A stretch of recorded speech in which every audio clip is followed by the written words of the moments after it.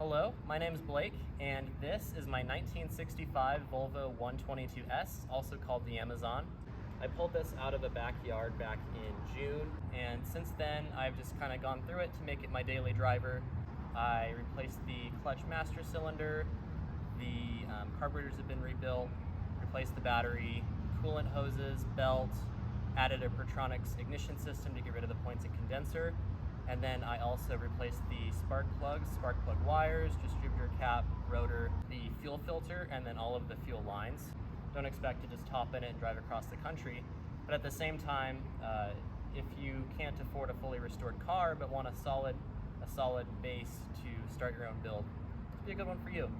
The exhaust from the muffler forward, I believe, is original. The muffler has been replaced. That was replaced just about a month ago. Doesn't sound quite like stock, but it sounds pretty decent.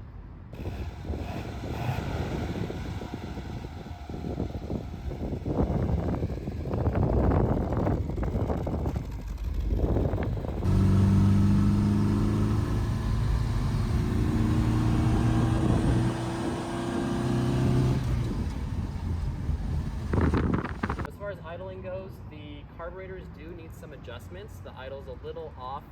Sometimes the car starts really easy with the choke, sometimes it starts really easy without the choke, and sometimes it just doesn't want to cooperate when you start it either way. So somebody with a little more experience with SU carburetors should go through them.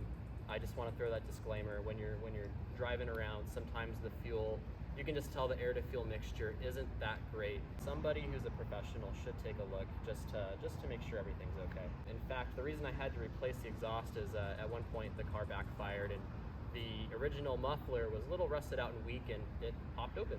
As far as stopping goes, it does not have a brake booster, but the brakes do stop really well. I drive this on the freeway. I do it in stop and go traffic during rush hour. I've never had any concerns. Stops fine. And the most noteworthy thing is when you stop it hard, the car does stop straight, which on old cars like this, it doesn't always happen. Body-wise, we have a couple of rust patches on the passenger side as well as the driver's side. On the back of the car, it looks like the trunk lid's been resprayed. I don't know if it's the original one.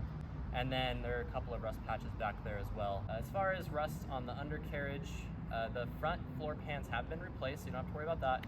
And then the back floor pans seem pretty solid, so I'm not worried. And then everywhere else, it's a solid car.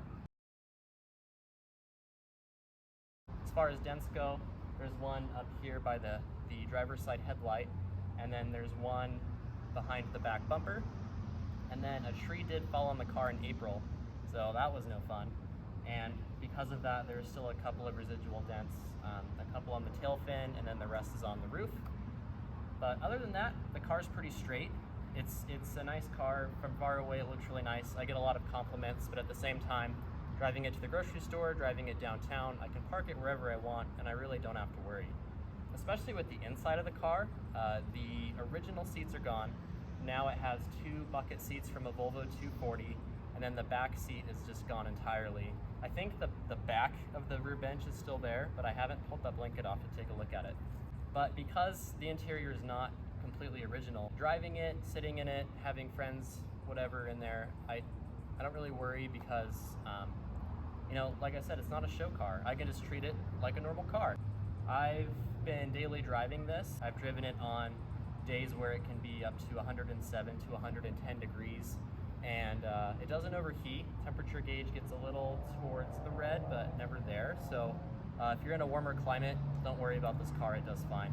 Electrical wise, it is missing a relay for the front flashers, I believe, so neither of the front turn signal lenses or bulbs work. The back ones do. And then likewise, the low beams on the front headlights don't always work, and then the high beams don't always work. I believe the issue is with the switch on the floor in the cabin, but I haven't really investigated it because I drive this primarily in day, and during summertime it doesn't get dark here until 9-10 p.m. So I haven't needed the headlights and haven't worried about it.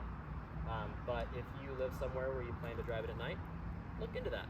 Cosmetically, some things have changed. I got an overrider bumper.